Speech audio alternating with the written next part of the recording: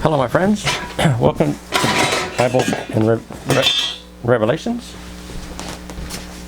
Excuse me one second.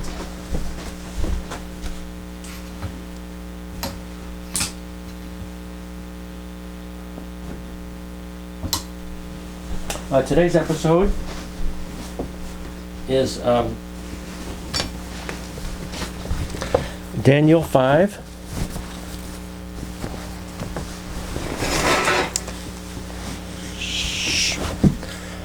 Daniel 5, and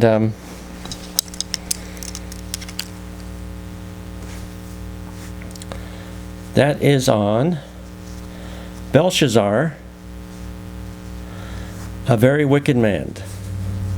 Oh, I remember this one. Belshazzar's feast. Okay, this is something you will have heard about in American in American idioms and American language. They'll say that somebody is let's say he or she has a job somewhere, and they're about to be fired, and they'll say, "Oh, she saw the writing on the wall." That's where this story here comes from.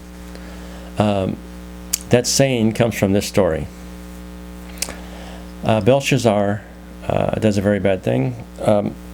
In Daniel 5, the first 6 books of Daniel are autobiographical about his life, and one chapter, chapter 4, I think, was on Nebuchadnezzar's rebellion against God, and then repentance and acceptance that Jehovah is the only real God. And the greatest man on earth was humbled. But the first 6 books of Daniel are autobiographical. Chapter 7 on are prophetic. And it's going to get very interesting. Okay, let's go with Daniel 5. Belshazzar's feast. Belshazzar is the successor, I think it was the grandson of Nebuchadnezzar.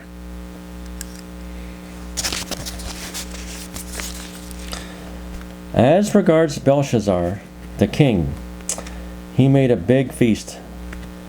Oh, parenthetically speaking, at this time, Babylon is surrounded by Persia, the Persian army. They have a stone wall and all around the city, so the Persians can't get in. And they've been out there for months. I think it was actually maybe a couple years waiting to get in. But inside of Babylon, they have, behind the walls, they have their own source of water, their own source of food. They could theoretically live there indefinitely. And so they're pretty much taking it in stride and not really worrying about it.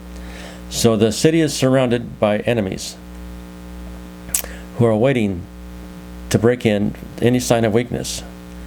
Then they will come in and rape and pillage and plunder. And they want to take over Babylon. The Persians, modern day Iran, I believe. Now, Daniel 5.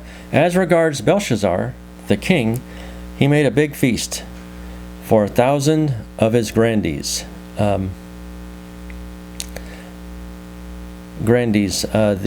important people of his day. And in front of the 1,000, he was drinking wine.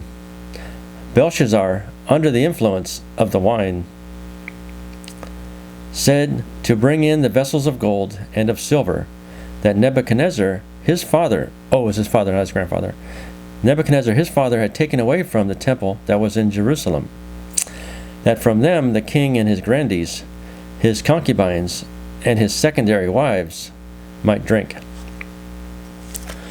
More to the story. Okay, so Belshazzar is having a party. He's getting drunk, but he remembers all the gold chalices and cups and stuff that they let the Jews keep in their own temple. The Jews that they had taken out of Jerusalem and were held in captive and making into slaves. But in order to make them more compliant, they let them have their own temple. Belshazzar, not having the respect for the Jews that Nebuchadnezzar had, says, go to that temple, bring me all those cups, those golden cups, and we're going to drink out of these fancy glasses of the Jews as a sign of disrespect and kind of making them submit to his power.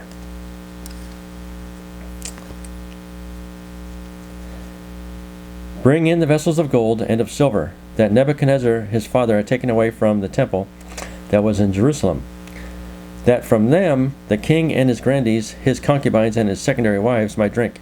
At that time they brought in the vessels of gold that they had taken away from the temple of the house of God that was in Jerusalem. And from them the king and his grandees, his concubines, and his secondary wives drank. They drank wine, and they praised the gods of gold and of silver, copper, gods of iron, of wood, and of stone. At that moment the fingers of a man's hand came forth and were writing in front of the lampstand upon the plaster of the wall of the palace of the king. And the king was beholding the back of the hand that was writing. So they're all drinking, partying. There's a big blank wall, and a hand, a bodiless hand, comes and starts writing on the wall. That's where the saying comes from. He saw the handwriting on the wall. That means you will see imminent trouble. So they're using the Jewish goblets, gold and silver, that were meant to honor Jehovah, but they were not honoring Jehovah. They were honoring their own gods that they made out of gold and silver, etc. At that moment, the finger came, started writing on the wall.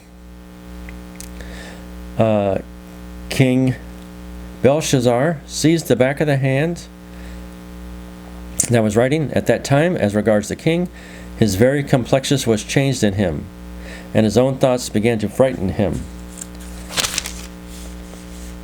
and his hip joints were loosening, and his very knees were knocking each other.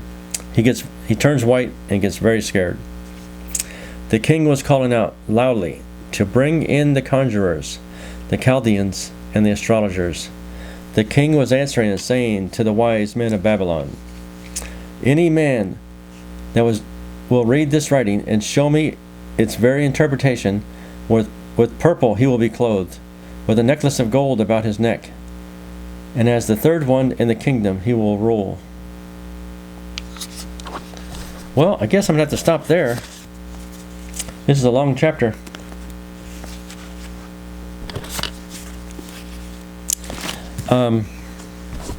So he sees the handwriting on the wall. It scares the living daylights out of him, and he offers a third of his kingdom, necklace, and dressed them in purple. Purple was very hard to get. It was very fancy color, mostly kings wore, or very rich men. Okay, until next week, God bless you. Remember to pray the Lord's Prayer, and take care.